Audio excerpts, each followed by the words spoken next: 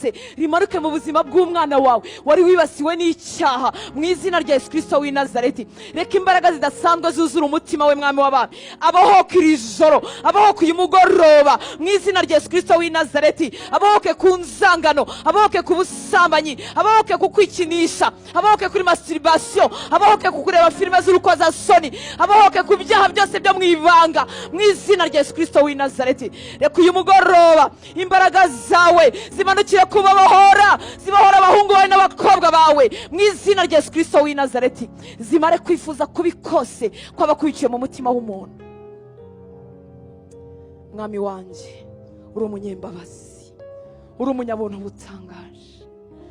Nasomye ijambo ryawe rirambwira ngo rimeze nk'inkota ityariye mugi yombi, ngo ndetse ngo rimeze nk'inyundo imenagura ibitare, ngo rimeze nk'umuriro ukongora. Reka umuriro wawe utambuka mu buzima bwacu, utandukanye ibintu byose by'umwanda, ibintu byose bitubuza kugirana nawe ubucuti, bikongoke mu izina rya Yesu Kristo w'i Nazareti. Utwiharire, utwiharire mwami w'abantu.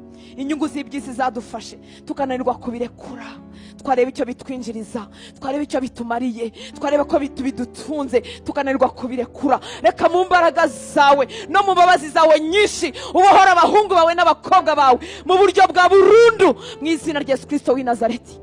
Igituma turi muri aya masengesho nuko tugushaka, turagushaka mu ntege nkeya, turagushaka tudashoboye. Nuwaba dukurikira mwami, igituma tuninga kugira ngo yumve ijambo ryawe nuko agushaka. Ashobora gushaka goswe, ashobora kugushaka baswe, ariko aragushaka. Reka imbaraga zidasanzwe zimanukira ubuzima bwe, abahoke mu buryo bwa burundu mu izina rya Yesu Kristo w'i Nazareti. Shagagura ingoyi y'icyaha, kiza ububata bw'icyaha icyo ari cyo cyose, icyo tubasha kuvuga n'icyo tutabasha kuvuga. Kiza uburozi, kiza ishyari. Shagagura iyo ngoyi, ntazi impamvu arigira, ntiyishimira ibyiza by'abandi, ariko wamukize mwami w'aba. Urashoboye, ufite imbaraga, uri umunyembabazi, uri umunyabuntu butangaje. Turacyakwinginga mwami, aba bantu bari muri revo ya kabiri, ubuntu bwawe bwinshi bujya bukebukisha umuntu bukamukura mu bidafite umumaro. Ubwankebukishije, ubwakebukisha abandi bizera benshi, reka bumubeho mwami. Ntabwo afite imbaraga ariko aragukunda, ntabwo afite imbaraga ariko aragushaka.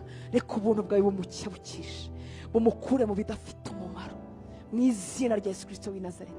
Reka ahurwe, abihurwe we, abihurwe nabyicaramo yumva ataribye, abihurwe nabitinzaho amaso yumva bitakiribye, bitakijyanye naho agana, bitakijyanye naho umwerekeza. Reka bihurwe kubw'ubuntu bwawe. Nabonye ujya ubidukorera mwami, ukatukura mu bintu by'ubupfapfa twamazemo imyaka. Ndakwizeye, kebukisha abagabo, kebukisha abagore, kebukisha abasore n'inkumi. Bakura amaso yabo ku bitagira umumaro, bakura amatwi yabo ku bizonona ubugingo bwabo. Urakoze mwami mwiza. Turifuza kuba abantu bigaruririwe nawe, turifuza kuba abantu bayoborwa nawe, turifuza kuba inshuti zawe, turifuza kuba abantu uvugaho wicaye ku ntebe yawe, turifuza kuba abantu uhamiriza, wakwerekeza amaso aho tubarizwa hirya no hino, ukavuga ngo ufite y'umwana, ufite y'umukobwa, ufite y'umuhungu, nta cyabayo kuko arahari. Turifuza kuba abantu uhamiriza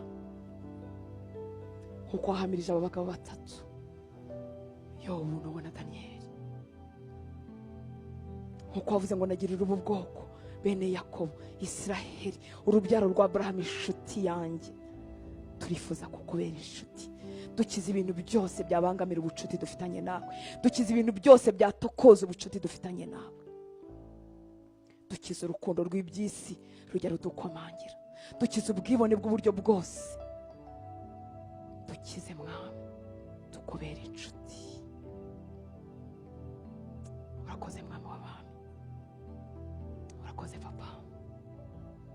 Reka twongere dusenga. Igihe nasengaga mu mutima wanjye numvise Imana isezeranya kudukiza isoni n'ikimwaro, kudukiza indwara ziteje isoni.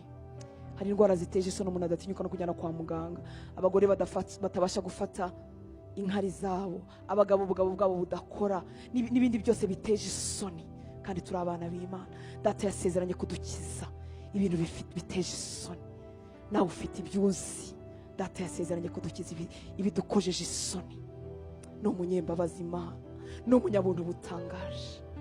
mwami suka imbaraga zawe zikiza abahungu bawe n'abakobwa bawe ibintu byose biteje isoni biri ku buzima bwabo, ibiri ku mibiri, ibiri mu miryango, ibiri mu mwuka nk'uko wasezeranye mu izina rya Yesu Kristo w'i Nazareti.